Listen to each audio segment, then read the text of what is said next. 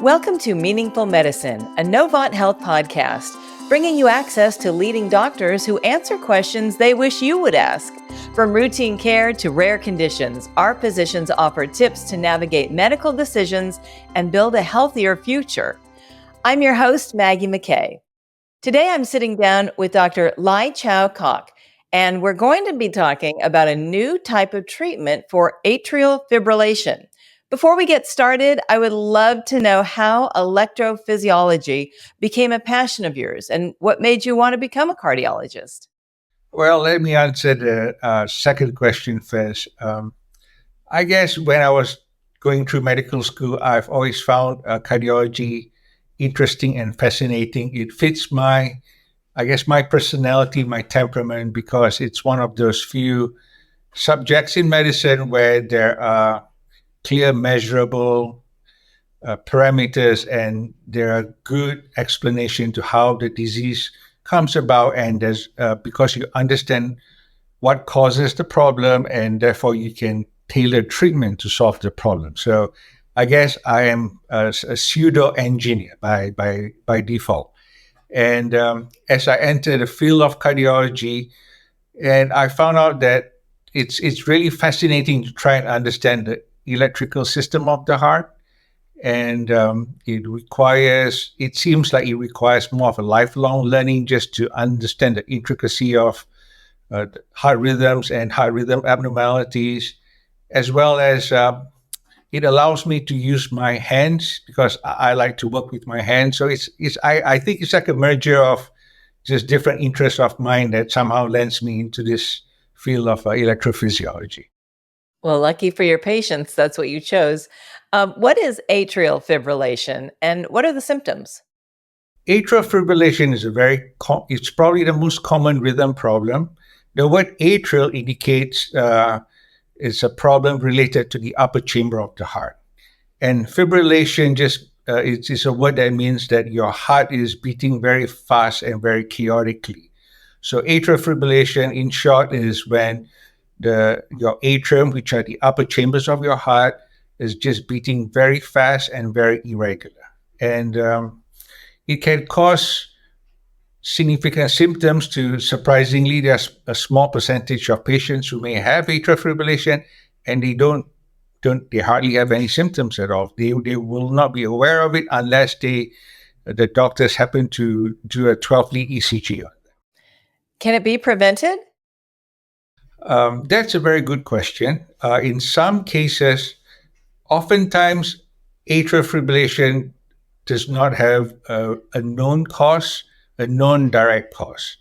Rarely, there could be conditions like hyperthyroidism that may cause atrial fibrillation, or certain particular kind of heart valvular disease, in particular mitral stenosis, that may cause atrial fibrillation. But unfortunately, most of my patients that have atrial fibrillation does not have a known cause, and therefore it's very hard to prevent. And atrial fibrillation also, it's more common as we get older, and that's something that's not preventable. So in a sense, there's no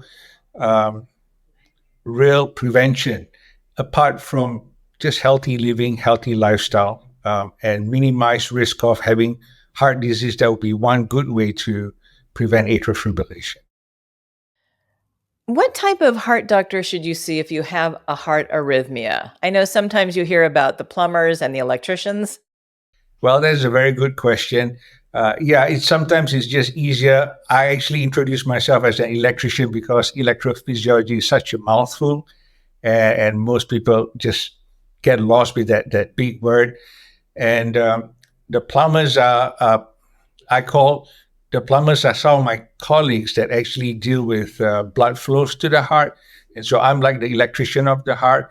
And so in the past, when electrophysiology was actually it's a fairly small discipline, so to speak, it will be difficult for just the small number of electrophysiologists see a lot of patients with atrial fibrillation. And over the decades, as we understand atrial fibrillation better as electrophysiologists, we feel like we can provide better care for people who have AFib. So I think it would be best if patients who have AFib, they start off by seeing so-called the electricians of the heart. But AFib being so common, I think most cardiologists are able to handle the simple, straightforward AFib before referring them to us to handle the more complex ones. Doctor, when it comes to AFib, what's the most common question you receive from patients? Um, it varies from, is this something life-threatening? Can I get off my medication? Is there a chance for me to get off my blood thinners? To, I feel fine and I don't feel like I need to do anything about it. So it all depends on where the patient is coming from, what stages of life they are in, and all the other variables.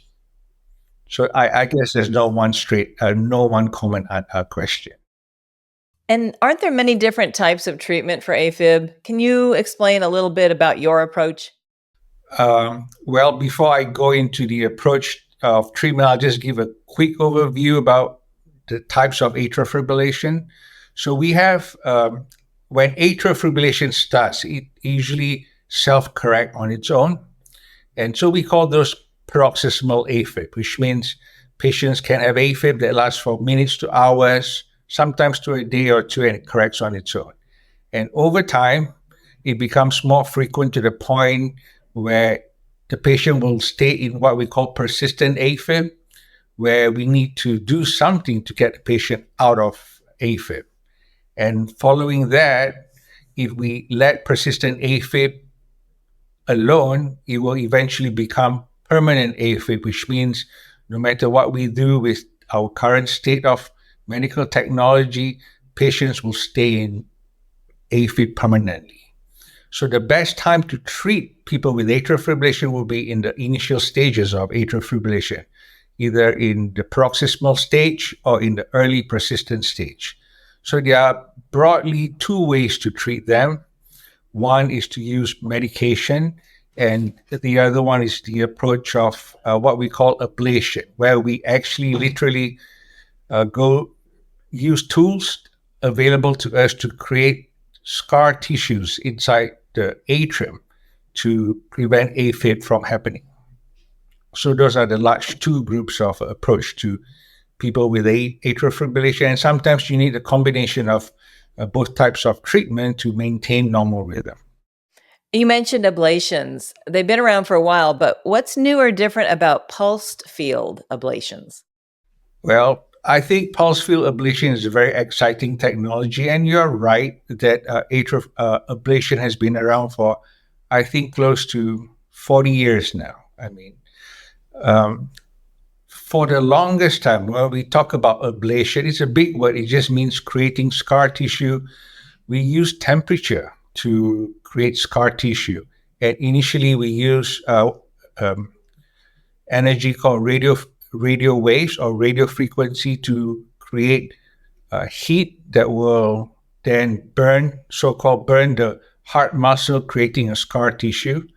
And about a couple of decades ago, we started using the reverse, use cold energy to freeze the heart muscle to create scar tissue.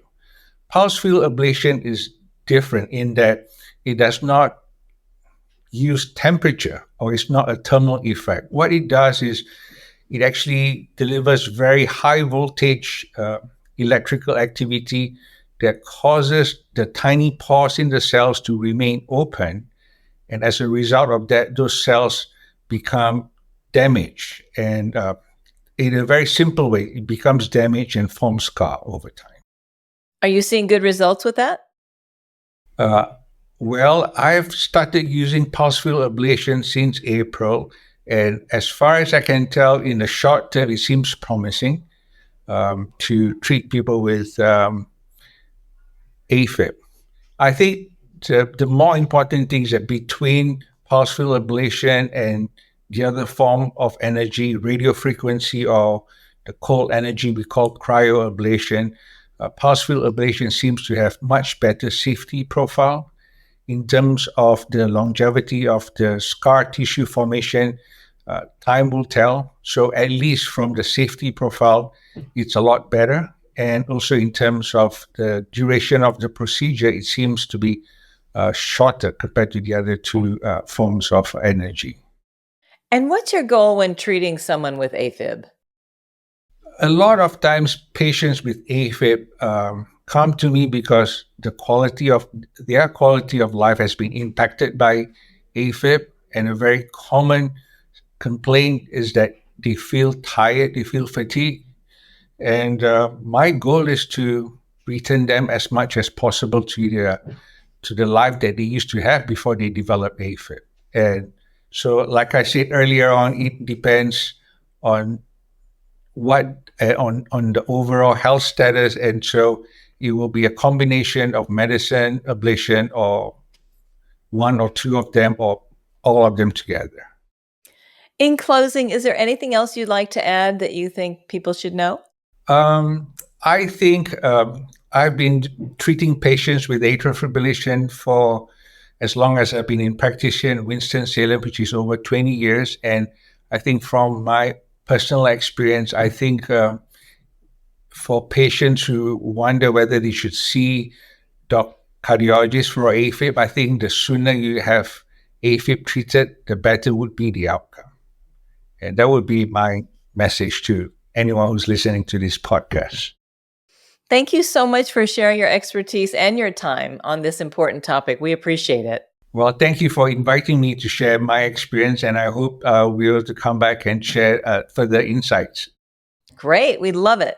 Again, that's Dr. Lai Kok. To find out more, please visit nh.team/HVI. And to find a physician, you can visit novanthealth.org.